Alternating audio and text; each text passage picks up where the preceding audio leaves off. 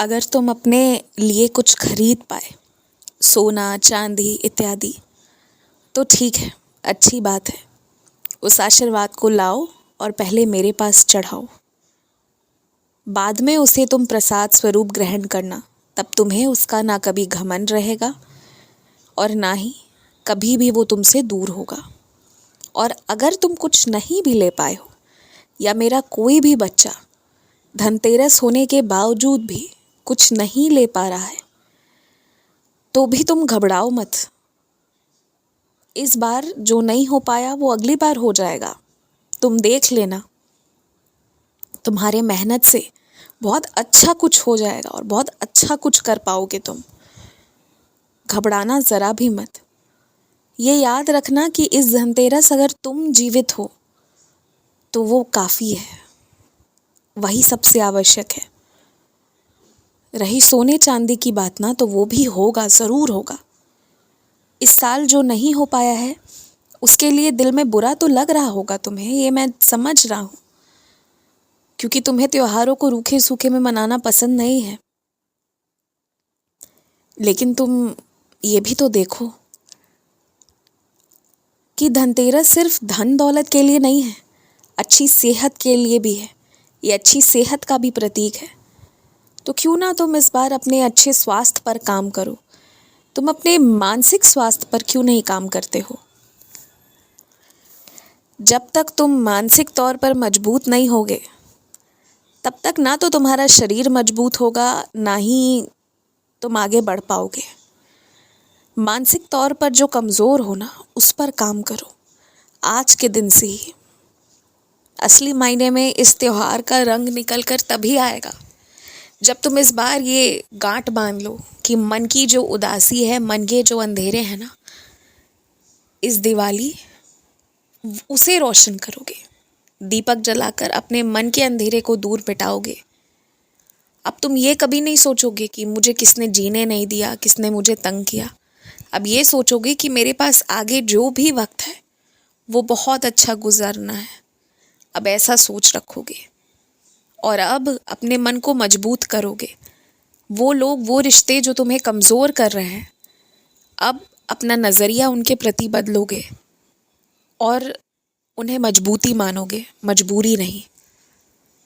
इस साल ऐसा करके देखो, एक अनोखे तरह का धनतेरस मनाकर देखो, जहाँ तुम्हारी मानसिक कमज़ोरी दूर हो जाएगी ना, मानसिक विवशताएं दूर हो जाएंगी।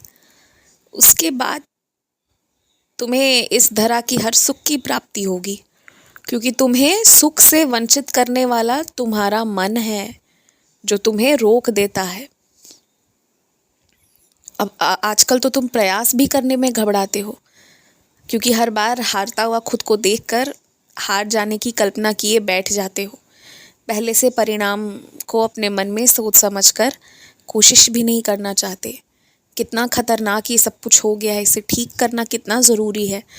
तो सोने चांदी की जहाँ तक बात है ना, तो मेरा आशीर्वाद इतना है और इतना रहेगा तुम्हारे जीवन में कि जो देखोगे, जो पसंद आ गया, शौक शौक में वो उठा भी लोगे।